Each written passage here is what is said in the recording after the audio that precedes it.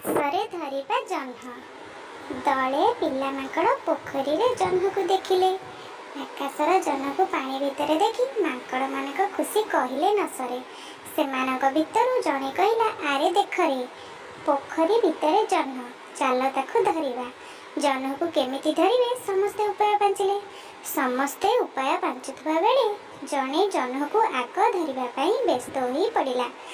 ତେଣୁ ସେ କିଛି ଚିନ୍ତା ନ କରି ପୋଖରୀ ଭିତରକୁ ମାରିଲା ଗୋଟାଏ କୁଦା। ହେଲେ ଜହ୍ନ କାହିଁ? ପାଣି ଭିତରୁ ଜହ୍ନ ଏକବାର ଛୁ। ପାଣିରେ ପହଁରୁଥିବା ମାଙ୍କଡ଼ଟି କହିଲା, ଆରେ କୁଆଡ଼େ ଗଲା ଜହ୍ନ? ଅନ୍ୟମାନେ ଗଛ ଉପରୁ କହିଲେ, ତୋ କୁଦାରେ ବୋଧହୁଏ ସେ ଡରିଗଲା। ଓଦା ଜୁଡ଼ୁବୁଡ଼ୁ ମାଙ୍କଡ଼ଟି ଗଛକୁ ଚଢ଼ି ଅନ୍ୟମାନଙ୍କ ସହ ଡାଳରେ ବସିଲା। କିଛି ସମୟ ଗଲା। ମାଙ୍କଡ଼ମାନେ ପୁଣି ଦେଖିଲେ ପୋଖରୀ ଭିତରେ ଜହ୍ନ। ଜହ୍ନକୁ ବାରମ୍ବାର ଅତି ପାଖରେ ଦେଖି ପୁଣି ଇଚ୍ଛା ହେଲା ତାଙ୍କୁ ଧରିବା ପାଇଁ। ଏଥର ସେମାନେ ଗୋଟିଏ ନୂଆ ଯୋଜନା କଲେ। ଯୋଜନା କଲାବେଳେ ଚୁପ୍ ଚୁପ୍ କଥା ହେଲେ, ନହେଲେ ହୁଏତ ଜହ୍ନ ଶୁଣି ନେବ।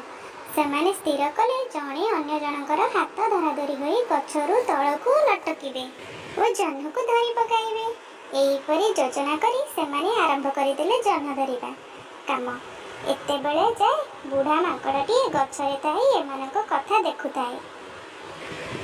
ମାଙ୍କଡ଼ମାନେ ହାତ ଧରାଧରି ଡାଳରେ ଲଟକୁଥିବା ବେଳେ ପ୍ରଥମ ମାଙ୍କଡ଼ଟି ଧରିଥିବା ଡାଳଟି ହଠାତ୍ ମଡ୍ କରି ଭାଙ୍ଗିଗଲା। ତାପରେ କ'ଣ ହେଲା? ମାଙ୍କଡ଼ମାନେ ଏକାଥରେ ପାଣି ଭିତରେ ଦଲୁକି ପଡ଼ିଗଲେ, ଆଉ ଜହ୍ନକୁ ଧରି ପାରିଲେ ନାହିଁ।